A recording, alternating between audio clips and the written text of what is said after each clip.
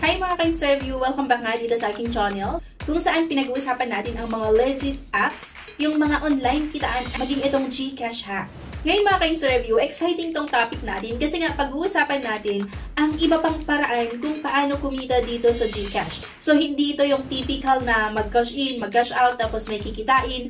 Hindi rin ito tungkol sa e-load or yung load business ha na makikita sa GCash. So bali, iba, itong i-share ko sa inyo kung paano nga kumita sa GCash. So kasama rin dito syempre yung bagong G-Jobs Refer, yung isang legit referral feature nga sa GCash kung saan pwede kang kumita kapag meron kang nai-refer nga na mag-a-apply sa G-Jobs. Pero maliban doon, marami pang iba na pwede nating gawin or pwede nating pagkakitaan na makikita mismo sa loob nga ng GCash. Kaya nga kung gusto mong malaman paano, make sure na mapanood mo to hanggang sa dulo. So alam naman natin mga ka-interview na halos lahat ng Pilipino ay meron ng GCash na ginagamit.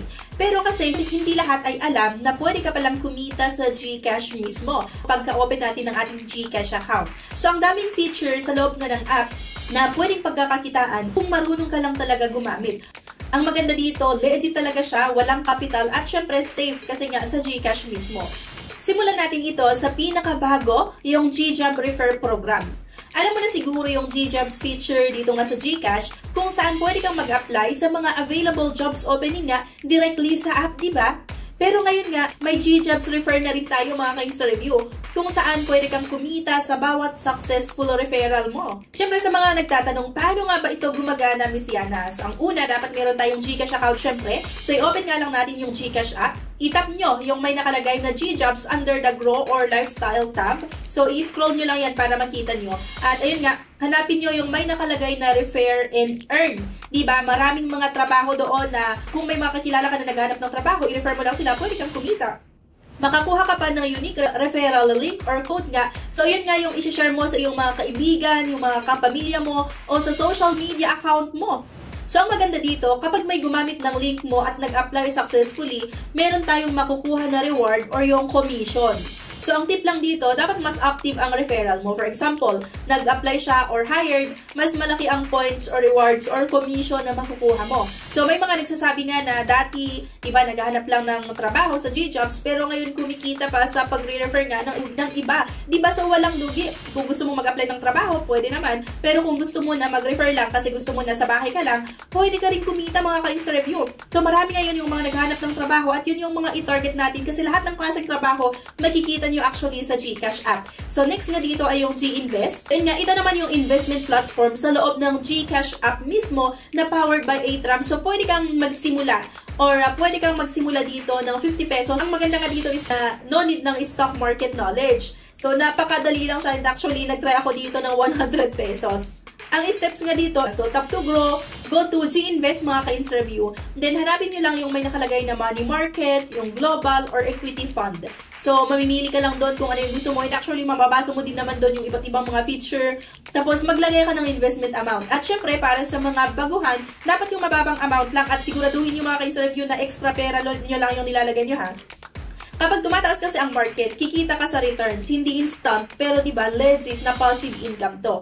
So, isang tip lang mga ka-interview ha, huwag mong i-withdraw agad ha, paghintay ng ilang buwan para lumaki yung earnings mo. Ang number 3 niya natin ay yung G-Save, earn interest on your savings.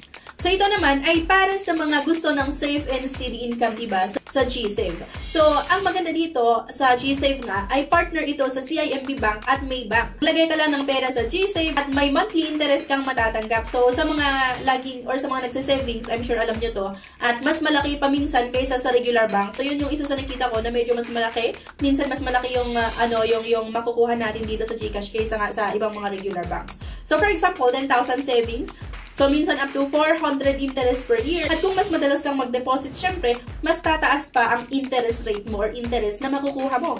So, kung gusto mong tahimik pero sure na kita, pwedeng-pwede itong G-Save. Ang number 4 nga itong G-Credit plus yung G-Give Smart Earnings. So normally, ginagamit to pang shopping, pero pwede mo rin siyang gawing earning tools. For example, di ba, may Lazada o merong Shopee promo. So meron itong tinatawag na 200 cashbacks kapag gumagamit ka or gumamit ka ng G-Credit. So gagamitin mo yung G-Credit mo para bumili ng items. Tapos ibebenta mo ulit yung item sa regular price, di ba? So may profit ka plus cashback ka pa. So ganun lang, kailangan lang natin maging madiskarte mga ka-interview ha, kasi sa panahon ngayon, kailangan talaga nating madiskarte sa mahal ng mga bilihin.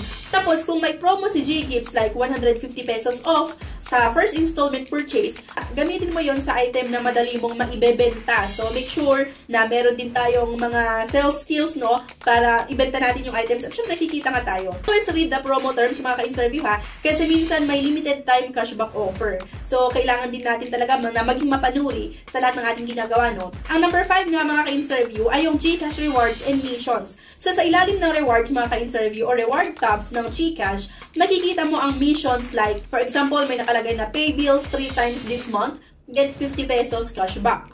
Then, may iba pa na buy load or 200 pesos, pwede kang maka-earn ng 20 coins. Meron pa yung mga iba na send money to 3 friends, diba? And get 25 pesos bonus. Kapag nakompleto mo ang mga task, may GCash coins or voucher kang makukuha. Pwede mo yung gamitin ngayon na pang-load or pang-bayad or pwede rin pang-shopping. Pero isang tips lang mga ka-interview, lagi mong i-check ang promos tab kasi weekly nagbabago ang available missions. At ang number 6 nga ay yung G-Forest Rewards. So, alam mo ba na pwede ka rin kumita indirectly sa G-Forest? Sa tuwing gagamit ka ng GCash to pay bills or send money, may green energy kang makukuha. So kapag marami ka ng energy, makakapagtanim ka ng virtual trees at minsan meron itong real life rewards like yung vouchers or yung mga entries sa promo raffles. At syempre, bukod pa doon, ay nakakatulong tayo sa ating kapaligiran or sa environment.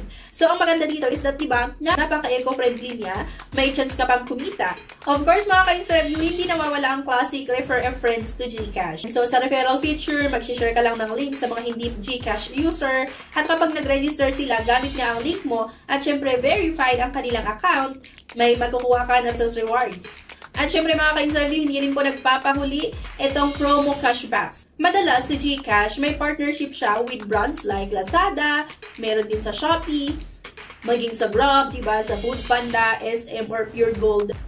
At kapag ginamit mo ang GCash na pambayad, minsan nagbibigay sila ng 5% to 20% na cashback or discount. Ang trick dito, gamitin mo yung cashback mo sa next transaction, parang mini earning cycle. So for example, bumili ka ng 500 load, tapos meron kang 50 pesos na cashback, pwede mong gamitin ulit pambayad sa bills. So tuloy-tuloy ang savings. Bonus tip lang mga ka-interview, kung Globe user ka, pwede mong i-link nga ang Globe rewards mo sa GCash. At yung points mo, pwedeng i-convert to GCash credits, sa load o discount voucher. So kahit hindi literal na cash, may value pa rin yung points mo.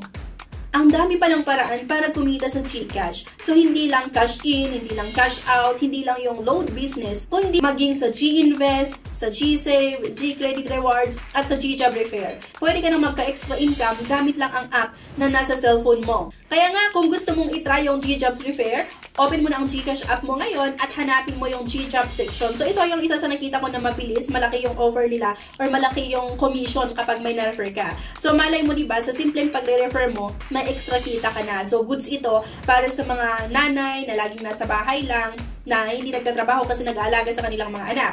So, ayun nga. Anyway, thank you for watching. So, please don't forget nga to like and i-share nyo na rin. At huwag nyo kalimutan na mag-subscribe nga dito sa ating channel yan na Insta-Review for more legit app review at online kitaan tips. So, comment mo rin sa baba kung alin sa mga to ang mga gusto mong subukan. Pero sa akin, ang isa sa mga gustong-gusto ko talaga ay yung magre-refer tayo ng mga naghahanap ng trabaho kasi malaki yung commission na ino-offer. So, again, salamat sa panonood at kita-kits sa next video. Bye!